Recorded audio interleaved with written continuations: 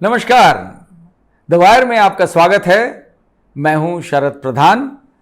और आज हम बात करने जा रहे हैं अखिलेश यादव और आजम खान में जो फिर से सुलह हो गई है उस पर। जी हाँ, पिछले कुछ समय से आप देख रहे थे कि अखिलेश और आजम खान में काफ़ी तनातनी सी दिख रही थी। हालांकि दोनों तरफ से कुछ ऐसे कोई स्टेटमेंट्स नहीं आए,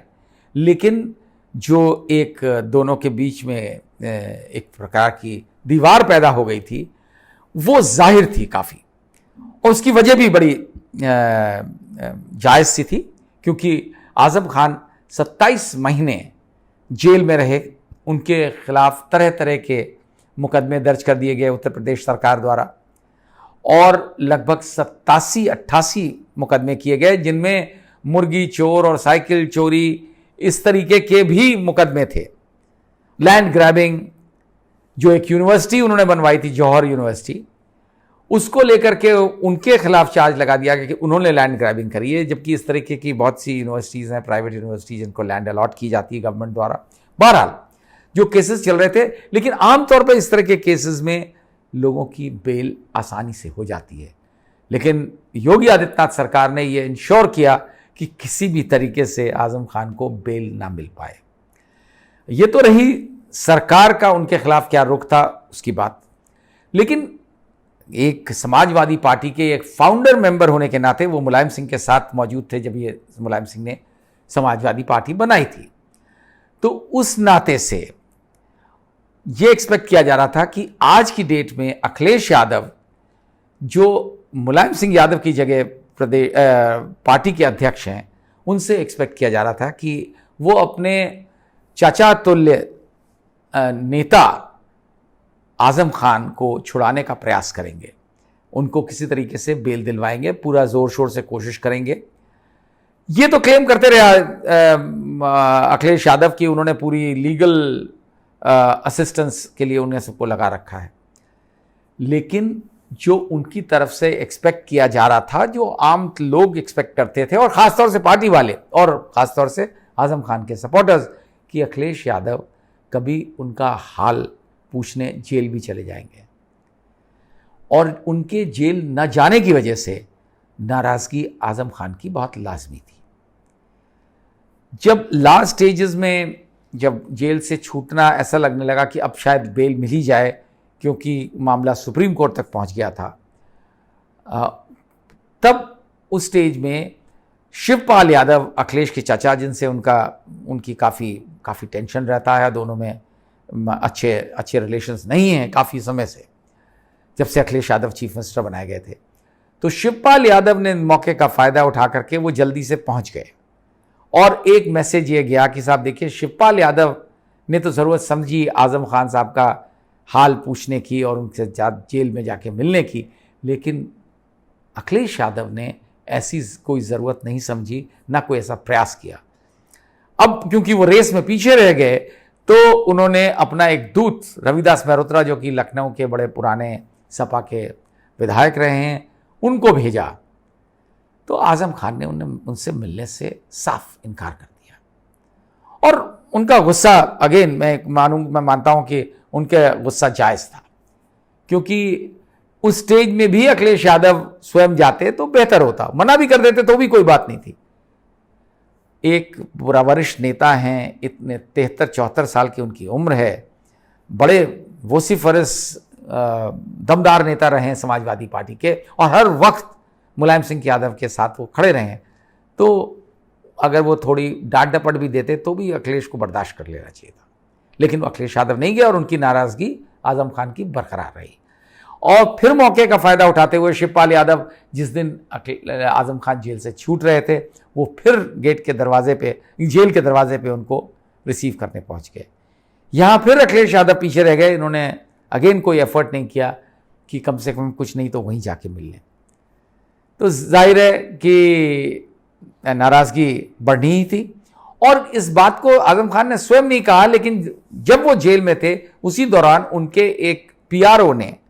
फसाहत अली खान, जो रामपुर में उनका कॉन्स्टिट्यूंसी का काम हम देखते हैं, उन्होंने प्रेस में बाकायदा स्टेटमेंट दिया कि आज़म खान साहब के साथ बड़ी ज़्यादती हुई है और अखिलेश यादव ने उनके साथ बड़ा सौतेला व्यवहार किया है, उनको देखने तक नहीं गए जेल में, उनके लिए कोई इंतज़ाम नहीं किया गया, उनके लिए कोई असिस्टेंस किसी तरीके की नहीं दी, उन्होंने बड़ी अपनी नाराज़गी, तो जाहिर था कि आज़म खान साहब की ही बात वो अपनी ज़ुबान में कह रहे थे, फसाहत अली खान। तो ये बात बड़ी क्लियर थी। लेकिन उसके बाद जिस तरह शिवपाल यादव ने इनसे मिलने के बाद कहीं असेंबली में बड़ी भरपूर तारीफ करना शुरू कर दी योगी आदित्यनाथ की और उनकी सरकार की। अब वो किन्हीं कारणों से की हो, उनको अपने बेटे की बड़ी फिक्र है, उसका करियर बनवाना चाहते हैं, तो किसी तरीके से आदमी मजबूरी में कुछ भी करता है। तो उन्होंने सोचा अब अखिलेश यादव के यहाँ तक कुछ मिल नहीं रहा है तो वहीं ट्राई किया, तो वो उस तारीफ में वो करके उन्होंने अपने आप को एक्सपोज कर लिया कि उनकी नज़दीकियां भाजपा के साथ और योगी आदित्यनाथ के साथ बढ़ रही हैं। वैसे भी लोगों को शक था कि वो चाहे वो ईडी और सीबीआई, आजकल इसका डर बहुत होता है, उस डर से भी जैसे बहुत से नेता घबरा जाते हैं उस साइड, तो उन वजह से वो बीजेपी की साइड ले रहे हैं, जो भी वजह हो। बहरहाल उससे ये हुआ कि ये मैसेज ज़रूर चला गया आज़म खान साहब के पास कि उनको अब शिवपाल यादव से कम अपनी नज़दीकियां नहीं बढ़ानी चाहिए। और ये हालांकि जब वो आए, जिस दिन असेंबली में उन्होंने आकर के शपथ ली स्पीकर के कमरे में, वहीं से वो लौट गए। उस दिन फिर शिवपाल यादव उनसे मिले बाहर, लेकिन अखिलेश यादव से उनकी कोई मुलाकात नहीं, आमना सामना ही नहीं हुआ। इस बीच में एक इंटरेस्टिंग डेवलपमेंट यह हुआ कि अखिलेश यादव ने अपने सपोर्ट कपिल सिब्बल के लिए पार्टी का सपोर्ट राज्यसभा नॉमिनेशन में दे दिया। उन्होंने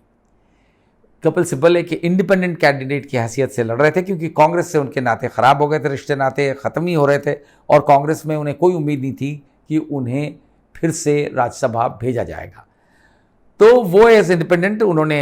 अखिलेश यादव से शायद बात करी, और इसमें माना यह जाता है कि आज़म खान साहब ने भी कपिल सिब्बल के लिए सिफारिश करी, क्योंकि कपिल सिब्बल ही उनको बेल दिलवाने में कामयाब हुए थे। कपिल सिब्बल ना होते तो शायद आज़म खान की बेल वहां पे भी ना होती। तो वो अपना जो उसके लिए आभार था वो इस जरिए से कन्वे करना चाहते थे, और अखिलेश यादव ने प्रॉम्प्टली उनकी बात एक्सेप्ट करी, क्योंकि अखिलेश यादव के लिए भी ज़रूरी था आज़म खान से फिर से पुराने संबंध बरकरार करना, रेस्टोर करना। तो मुझे लगता है कपिल सिब्बल ने एक तरीके के ब्रिज का काम किया, और आज़म खान साहब को भी ये देखने लगा कि पॉलिटिकली वो उनकी जगह समाजवादी पार्टी में ही है, नहीं तो बीच में तरह तरह की बातें हो रही थी कि वो कहाँ जाएंगे, वो छोड़ देंगे। तो मुझे लगता है कि दोनों, अखिलेश यादव और आज़म खान, दोनों के लिए एक तरीके का पॉलिटिकल कंपल्शन हो गया कि वापस एक दूसरे के साथ आएं। और यही वजह रही होगी कि 3-4 रोज़ पहले अखिलेश यादव ने जो है जाकर के, आज़म खान साहब का इलाज चल रहा है, जेल से लौटे हैं, काफ़ी कमज़ोर हो गए हैं, कोई बीमार हैं, दिल्ली के गंगाराम हॉस्पिटल में भर्ती हुए। तो अखिलेश यादव ख़ास तौर से वहाँ उनसे मिलने गए, और सबसे महत्वपूर्ण बात यह है कि वो लगभग 2-3 घंटे उनके साथ उन्होंने गुजारे।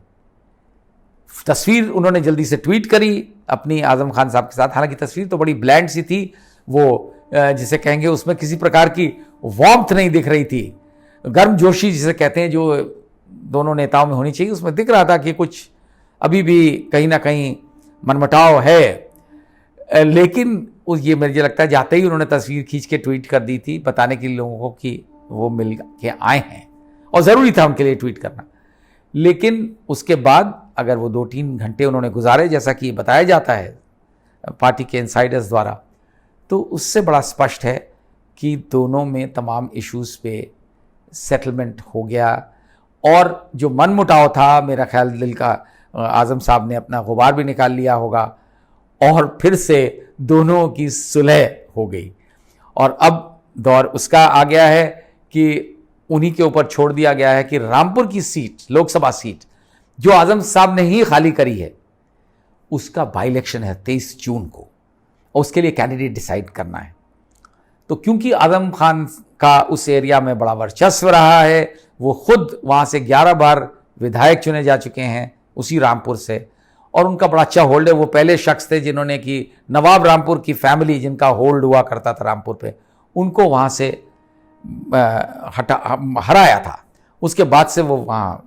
उनका बढ़ता गया उनका सपोर्ट। तो आज की डेट में भी यही माना जाता है कि उनके ही चॉइस का कोई कैंडिडेट खड़ा किया जाएगा। मुमकिन है उनके परिवार का हो, उनका बेटा जो ऑलरेडी विधायक है, या तो उसको लड़ाएंगे, या हो सकता है सुनने में आ रहा है कि उनकी बहू को भी लड़ाएंगे। बहरहाल जिसको भी वो चूज करते हैं, ये माना जा रहा है कि अखिलेश यादव उसी पे अपनी हामी भरेंगे। तो ये बड़ा क्लियर मैसेज होगा, और ये समाजवादी पार्टी के लिए के फ्यूचर के लिए भी बहुत अच्छा होगा, क्योंकि समाजवादी पार्टी के सपोर्ट बेस में एक बड़ा भारी तबका मुस्लिम्स का भी है, और आजम खान एक इम्पॉर्टेंट मुस्लिम फेस रहे हैं शुरू से समाजवादी पार्टी के, और बड़े मुखर नेता रहे हैं। तो ये समाजवादी पार्टी के एंगल से भी और अखिलेश के लिए भी बहुत अच्छा है कि वापस आजम अखिलेश की सुलह के रास्ते खुले नहीं है, ऑलरेडी स्टार्ट हो गई है।